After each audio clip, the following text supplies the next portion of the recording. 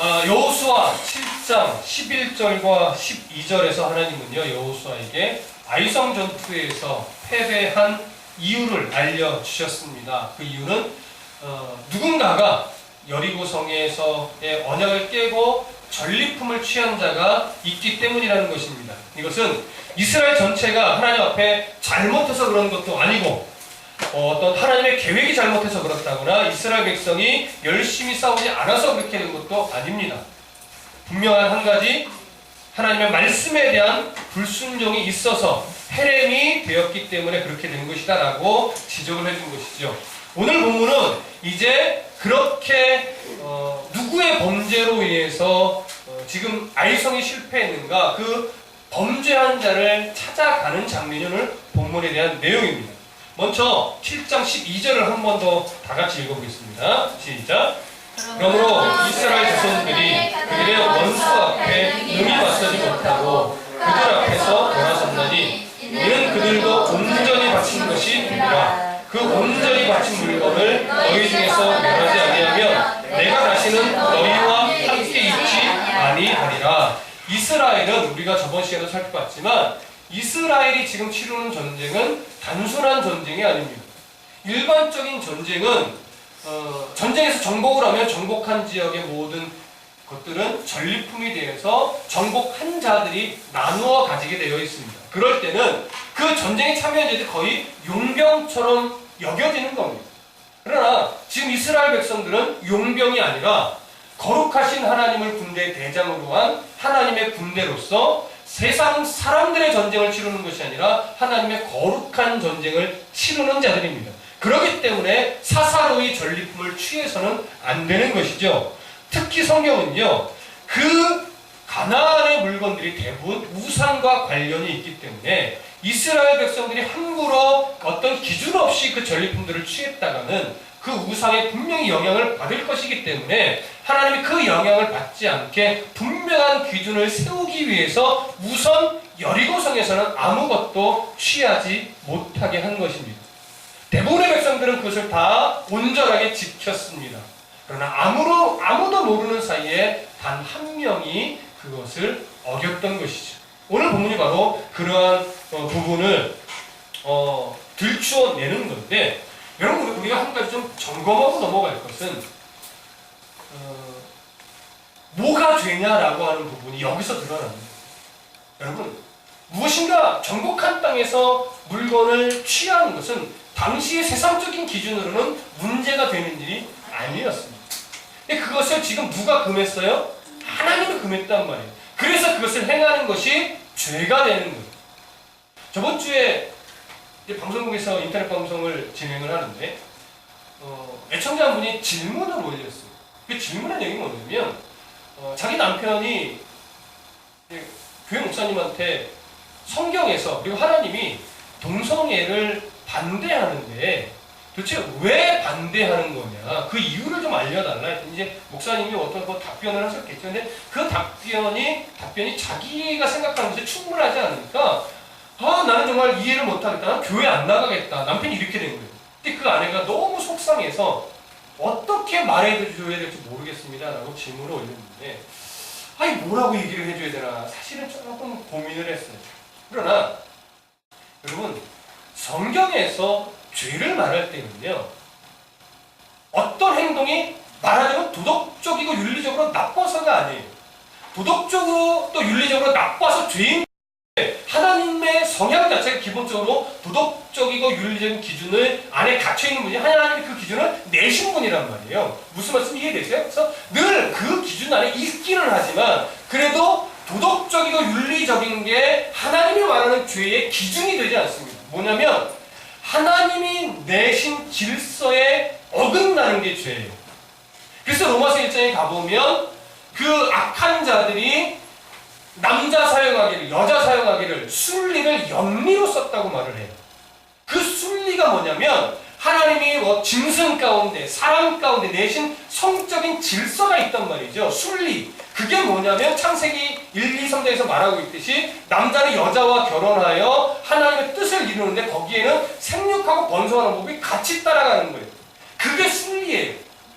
그래서 남자가 여자를 사랑해서 아내를 얻는 거죠. 성적인 교감도 그래서 항상 남자와 여자 사이에 일어나야 되는데 남자와 여자라고 해서만 되는 것이 아니라 부부 사이에서만 되는 거예요. 그럴 때 그 성이 아름다워지는 것이고 그것이 하나님의 순리를 따르는 거예요. 이것이 어그러질 때 내 아내가 아니고 내 남편이 아는 사람과 성적인 교감을 가질 때 이게 죄가 되는 것이고 남자와 여자 사이가 아닌 남자가 사랑하여 성적인 교감을 가질 때도 마찬가지로 동일하게 죄인 겁니다. 왜냐하면 하나님이 내신 질서에 어긋나기 때문에. 그래서 기독교가 가지는 죄의 기준은 뭐냐면 하나님이 내신 질서가 뭐냐를 아는 것에서 그렇게 시작됩니다. 하나님이 내신 질서가 무엇인지를 안다면 그 질서를 따라가는 것이 순리예요. 그리고 그 순리를 따라가면 좀 더딜지라도 우리는 무슨 삶이 되는 거예요? 성공적인 삶이 되는 거예요. 근데 세상에서의 성공을 탐심으로 취하려고 하니까 하나님이 내신 질서를 안 따라가요. 그래서 순리를 영리로 풀어간다고요. 그게 성일 때도 문제가 되는 것이고 그것이 경제적인 거일 때도 똑같이 문제가 되는 것이고 그것이 정치적으로 할 때도 문제가 되는 거예요. 그래서 그리스도인은 항상 먼저 뭘 생각해야 되냐면 이것이 하나님의 순리 안에 있는 일인가 이걸 생각해야 됩니다. 그래서 여리고성에서 물건 하나를 한두 개 빼낸 것이 요즘 같은 세상이면 안 들키면 잘한 거예요 사실은.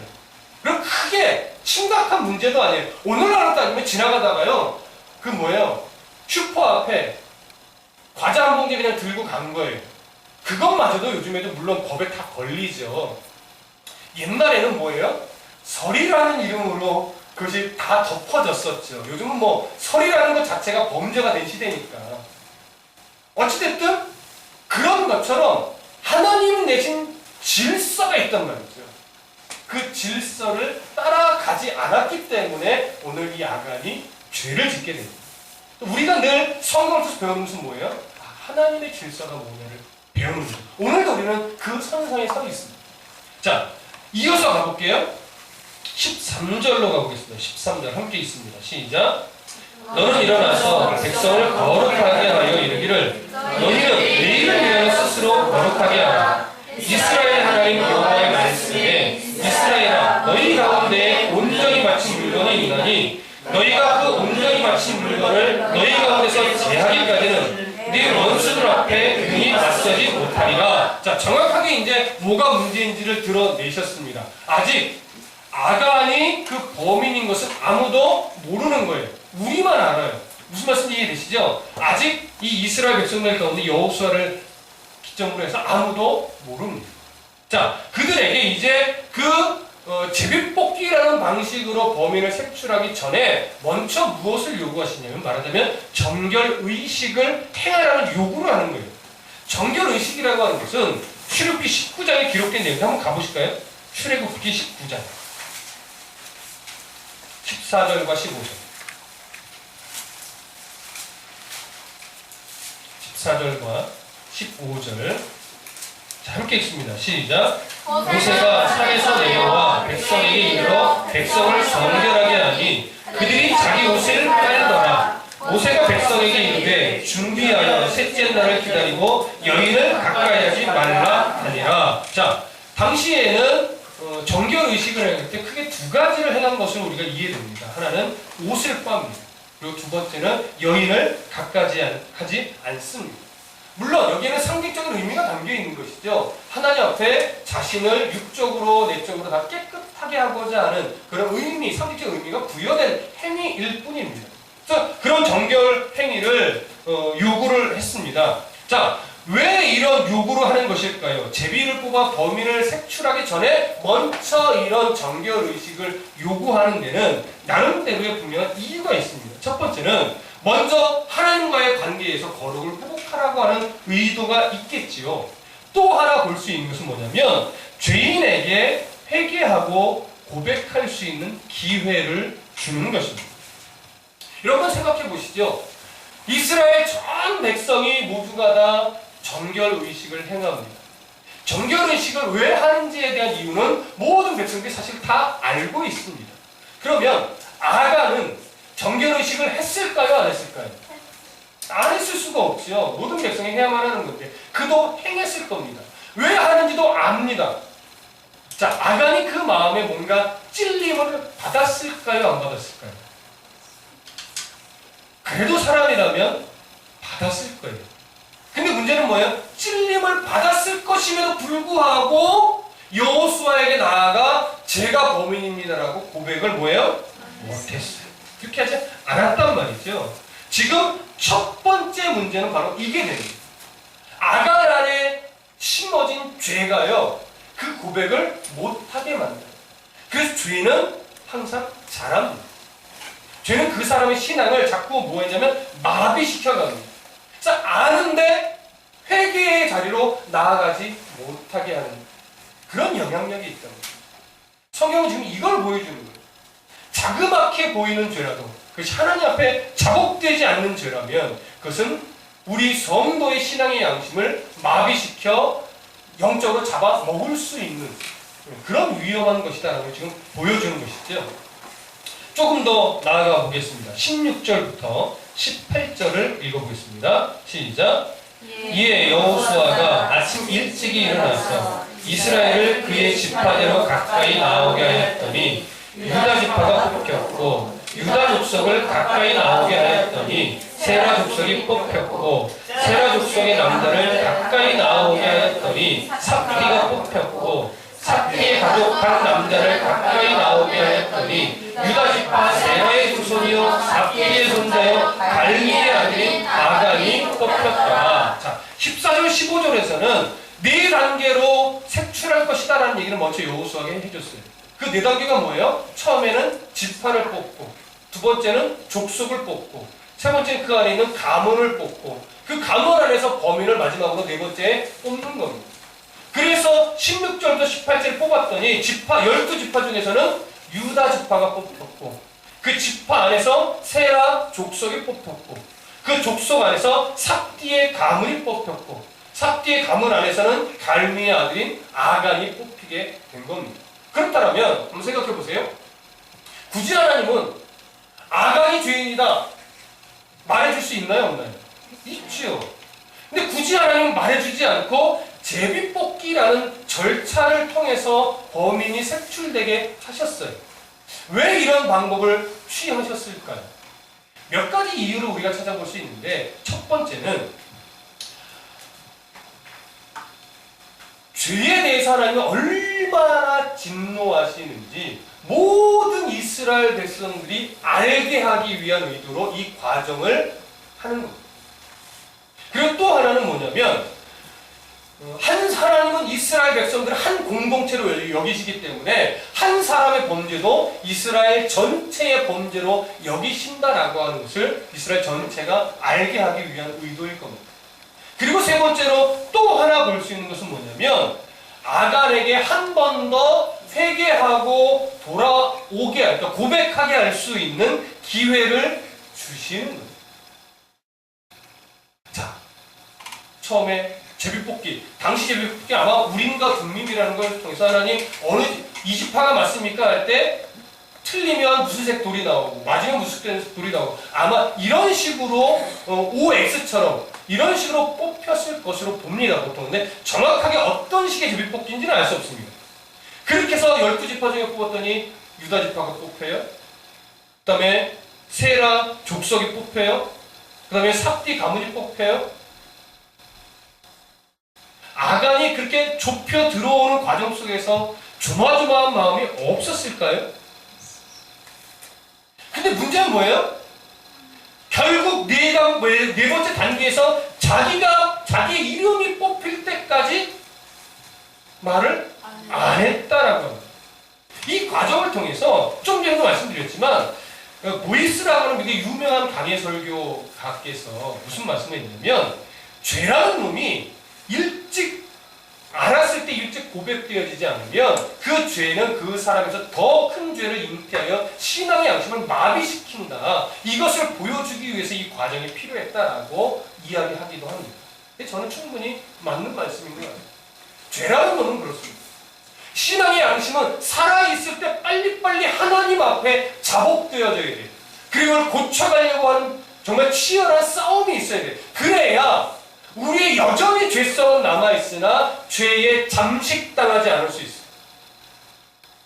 근데 문제는 그런 싸움을 안 할 때, 아니 뭐 이 정도쯤이야 하고 그냥 간과하여 내버려 둘 때, 싸움을 하지 않을 때 죄는 우리의 신앙의 양심을 마비시켜서 어느 틈엔가 세월이 지나 돌아보면 나와 하나님 사이의 거리가 너무 멀어져 있는 자신을 발견하는 거예요. 그때는 어떻게 해야 돌아와요? 하나님의 어떤 특단의 조치가 있어야만 돌아오게 되는 그런 일이 생기는 것이죠. 이렇게 아간은요, 현재 아직까지는 신앙의 양심이 마비된 모습을 보이고 있습니다. 자, 19절부터 21절을 좀 보겠습니다. 19절부터 21절 시작. 그러므로 여호수아가 아간에게 이르되 내 아들아 청하노니 이스라엘 하나님 여호와께 영광을 돌려 그 앞에 자복하고 네가 행한 일을 내게 알게 하라. 그 일을 내게 숨기지 말라 하니 아간이 여호수아에게 대답하여 이르되 참으로 나는 이스라엘 하나님 여호와께 범죄하여 이러이러하게 행하였나이다. 내가 노력한 물건 중에 신랄산의 아름다운 외투 한 벌과 은 200세겔과 그 무게가 50세겔 되는 금덩이 하나를 보고 탐내어 가졌나이다. 보소서 이제 그 물건들을 내 장막 가운데 땅속에 감추었는데 은은 그 밑에 있나이다 하더라. 자, 여기 보시면 일단 여호수아는 아간이 범죄자로 결국 하나님이 지목해 주셨을 때 내 아들아 이렇게 부릅니다. 아비의 심정으로 너 빨리 이제라도 죄를 자백해 할 때 아간은 드디어 내가 이러이러하게 죄를 졌습니다라고 자백을 하게 되지요. 그런데 문제는 뭐냐면 아간이 취한 것이 뭐냐라고 하는 거예요. 첫 번째 뭐예요? 시내산의 아름다운 외투. 두 번째 뭐예요? 은 200세겔. 세 번째는 50세겔 되는 금덩이. 이런 시내산의 아름다운 외투라는 것은 바벨론 지역에서 만든 정말 화려한 외투를 말합니다. 그리고 은 200세겔이라고 하는 것은요, 무게로 따지면 약 2.7kg 정도의 은. 그러니까 오늘날의 가치로 따지면 대략 한 170만 원 정도 수준. 그리고 금 50세겔은 금 500g 정도 됩니다. 오늘날로 따지면 한 2,100만 원 정도의 가치? 뭐 이렇게 보통 이제 학자들은 환산을 해보는데, 이 중에서 우리가 어느 것 하나를 좀 보면 좋냐면 신앙산의 아름다운 외투를 좀 보면 좋아요. 물론 금덩이.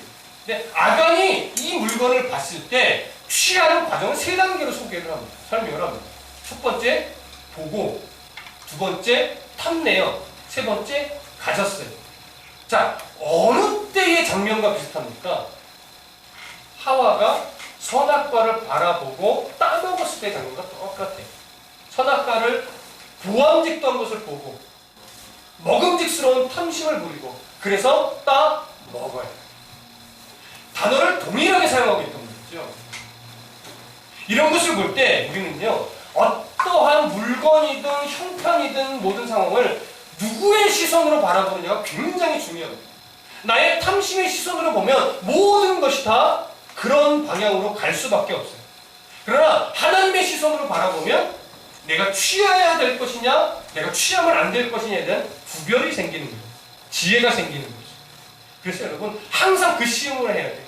어떤 선택의 기로에 있을 때 이것이 정말로 내가 하나님의 앞에서 부끄럽지 않게 취해도 되는 것이냐, 이걸 취할 때 내게는 좋을지 몰라도 하나님이 기뻐하지 않을 것이냐에 대한 분별이 있으세요.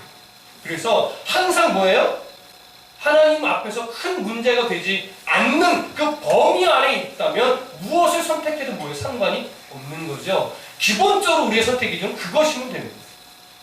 어느 것이 하나님 범위 안에서 어느 것이 더 좋을까? 대부분의 경우는 그거 별로 하나님 얘기 안 하세요. 네가 알아서 해도 돼. 하나님이 싫어하는 것 아니라면 너에게 좋을 대로 선택해. 내가 너의 선택을 응원할게. 하나님의 마음은 그럴 때가 더 많습니다. 그렇다면 이제 한번 생각해 보세요. 이스라엘 백성들 앞에 바벨론의 그 화려하고 정말 값비싸고 좋은 외투가 다 보입니다. 가지고 싶을까요? 안 가지고 싶을까요? 입고 싶을까요? 안 입고 싶을까요? 근데 문제는 뭐야? 왜? 왜 입고 싶을까요? 왜 가지고 싶을까요? 성경 한번 해보세요. 신명기 8장으로 가봅니다.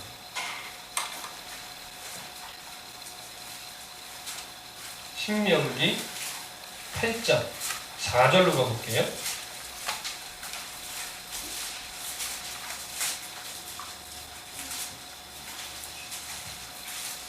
신명기 8장 4절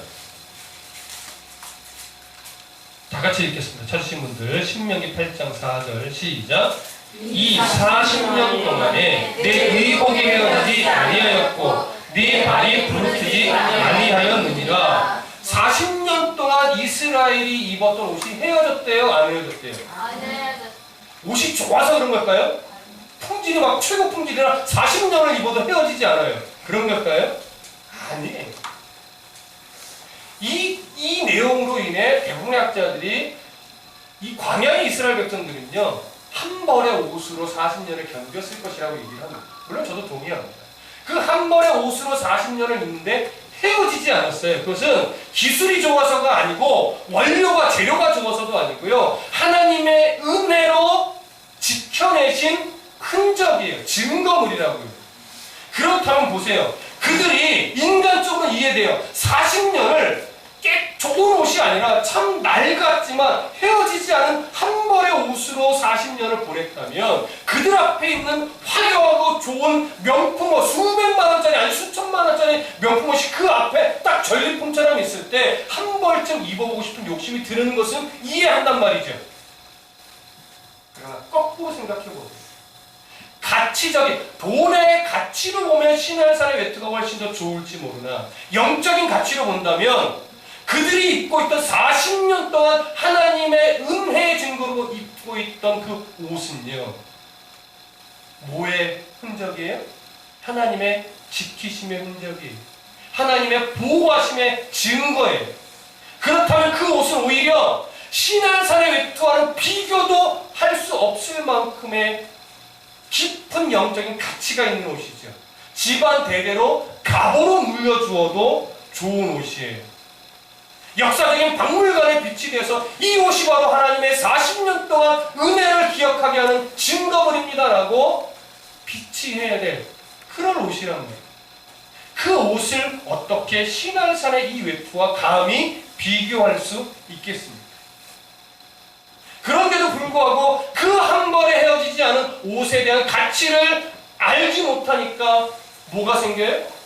신할산 외투에 대한 탐심이 생겨요. 그래서 탐심은요, 성경은 죄라고 말하지만 이 탐심은 뭐냐면 불만족이 됩니다. 무엇에 대한 불만족이에요? 하나님이 주신 것에 대한 불만족이 됩니다. 하나님이 주신 것에 대한 불만족이 생기니까 뭐예요? 더 갖고 싶고 더 쓰고 싶고 더 채우고 싶으니까 하나님이 주신 것, 주시지 않은 것을 취하려고 하는 욕심이 생겨나는 것이지. 그래서 성경은 그 탐심을 망령된 일이라고 하는 겁니다. 망령되다라고 하는 것의 히브리 말은 네발라인데요. 이 네발라는 말은 남편 이외에 다른 사람과 관계를 맺을 때 쓴 단어입니다. 그러면 이 탐심, 망령된 일 이런 것을 성경은 무엇과 동일시하는 거예요? 우상숭배, 음행과 동일시하는 겁니다.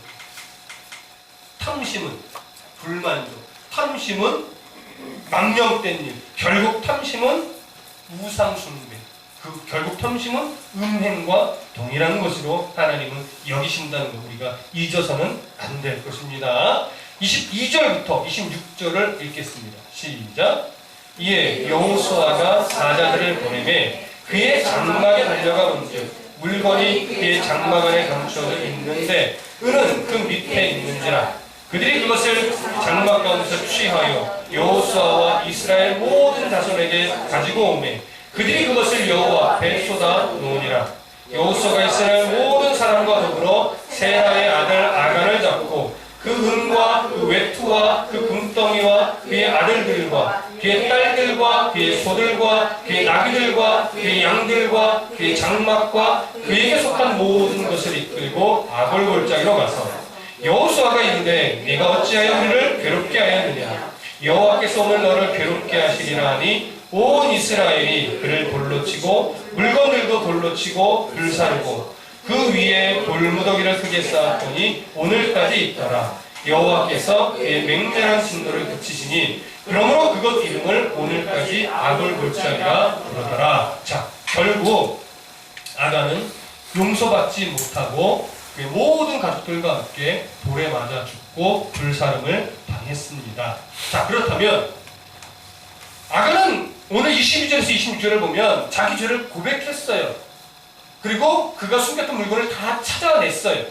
그랬음에도 불구하고 용서받지 못하고 죽임을 당했습니다. 아간이 용서받지 못한 이유는 뭘까요? 죄를 자백했음에도 불구하고. 이유는 아간이 했던 자백을 뭘로 안 보는 거예요? 회개로 보지 않는 거예요. 왜 회개일 수 없습니까? 하나님이 기회 주셨을 때 고백하고 뉘우치지 않았단 말이에요.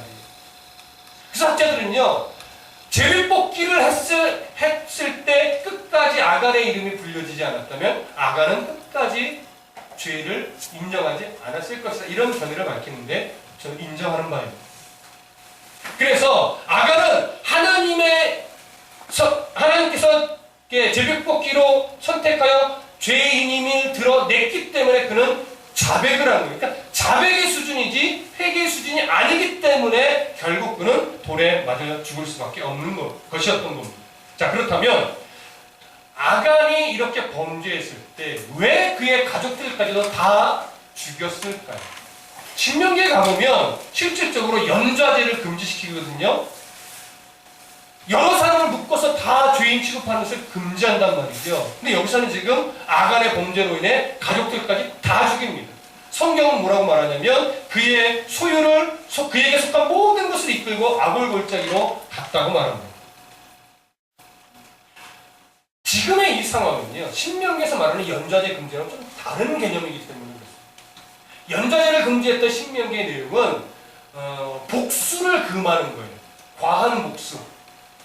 동해보복법에 의해서 사람이 죽었으면 그 사람을 죽인 자의 생명으로 취하게 하는 것이지, 그것이 도가지나쳐 그의 다른 가족들까지 더 죽이려고 하는 이런 복수를 금하기 위해 만들어낸 제도일 뿐이지 지금 이 상황과는 조금 다른 겁니다. 지금 이 상황은 어떻게 이해할 수 있냐면, 일단 첫 번째, 아간의 범죄로 인해서 아간에게 속한 모든 것이 해겜으로 바쳐져야 될 대상이 되었다라고 여깁니다. 그러니까 아간은 누구의 대표예요? 한 가족의 대표이기 때문에 그 가족에 속한 아내와 자녀들, 그리고 모든 가축과 재산까지 다 아간에게 속한 것이라면 다 하나님께 불태워져야만 하는 거예요. 다 죽임을 받아야만 하는 거예요.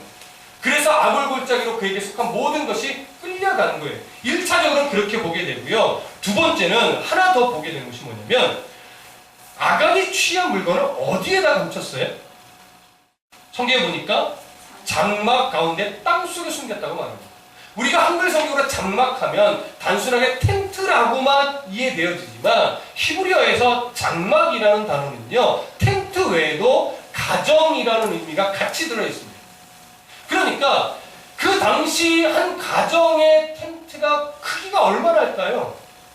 그리 크지 않아요. 그렇기 때문에 외투와 금덩이와 은들을 감추기 위해서는요, 가족들의 묵인 내지는 가족들의 도움이 없이는 숨길 수가 없는 것으로 봅니다. 그래서 지금 이 상황은 아간이 자기 가족들과 함께 숨겼을 가능성도 배제할 수가 없어요. 그렇기 때문에 동일한 범죄로 여겨질 수 있고, 그렇기 때문에 그에게 속한 모든 것이 아골골짜기로 끌려가서 돌로 쳐서 죽임을 당하고 불에 태워지는 그런 일들이 생겨난 것으로 볼 수 있는 겁니다. 그러므로 인해서 이 장소의 이름을 뭐라고 불러요? 아골골짜기라고 부르는 겁니다. 자, 그러면 여러분, 우리는 아골골짜기라는 이름은 사실은 익숙해요. 아골골짜기라고 하는 이 이름의 본 뜻은 고통이라는 의미로서 후세에 이것을 심판의 자리, 저주의 자리로 이해되어지는 곳입니다. 그렇기 때문에 아골골짜기는요, 사람의 소망, 모든 소망이 다 끊어진 자리가 아골골짜기. 예수 그리스도를 만나기 전에 우리의 인생은 이와 똑같습니다. 아무런 소망이 없는 자들입니다. 그래서 생각해 보세요. 악을 골짜기에서 누가 죽으셨죠? 예수 그리스도께서 십자가에 죽으셨습니다. 그렇기 때문에 소망 없는 그 자리에 예수 그리스도의 십자가가 섬으로 말미암아 드디어 뭐가 생겨나요? 우리에게 구원의 소망이 생겨나는 겁니다. 그래서 악을 골짜기의 인생과 같았던 우리는 그곳에 세워진 십자가의 은혜를 힘입어 구원의 소망을 가진 참 복된 인생으로 완전히 바뀌게 됩니다. 오늘 우리는 이 교훈을 따라서 하나님의 예수 그리스도 십자가의 은혜를 말하며 구원의 소망을 가진 복된 자라는 사실을 다시 한번 여기서 깨닫게 되는 겁니다.